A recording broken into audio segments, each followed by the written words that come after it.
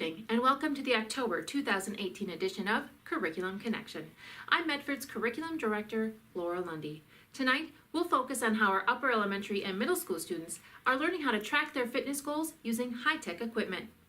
The Medford School District started using heart rate monitors over 10 years ago to help students track their fitness levels during Phys Ed.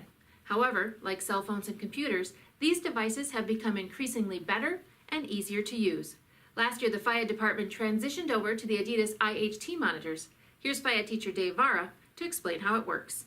And it's the same technology that the hospital uses when you put your finger in the little oxygen pulse sensor. They work probably about 90% of the time. There are some students that have a difficult time, whether they're skinny arms or being cold outside. So you just put your heart rate monitor on when you get here in the morning, you strike it against the computer card reader or watch reader to activate it. Then you just put them on their little wrists and then they get their heart rate going. And what kids try to do is to exercise in the moderate to vigorous activity zone, which for pulse readings it's about 118 beats to 185 beats. Your watch tracks your heart rate. So if you run for 5 minutes, it'll track that, and it's part of your grade. Because once you get in your target heart rate zone, that's what burns calories. Burns fat. What's your pulse at? 193. This girl's cranky. So pulse right here is 159.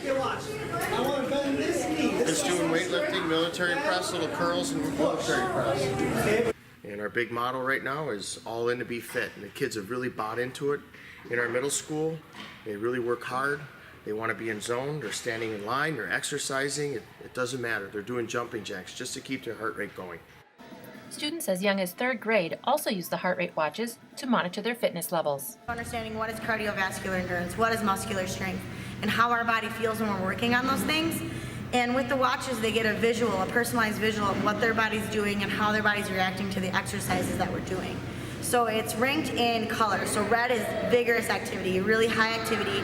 Then it kind of goes orange, yellow, and all the way down to blue. And I tell them blue is not acceptable in here unless I'm giving directions, because they should be moving all the time. That's what you're doing when you're staying in your desk. In addition to helping all kids learn what it feels like to be in the zone, in a few cases, the watches have had some surprising benefits.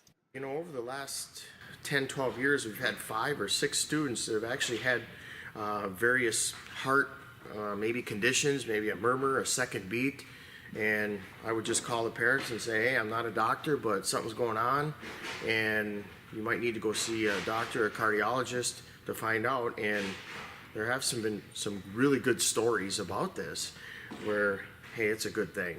With the use of monitors, grading in Phys Ed has become more objective. Both teachers and kids can use individual data to understand and track their levels of effort, helping them to become more physically fit now and into the future. It's not about being the superstar athlete. It's about working hard.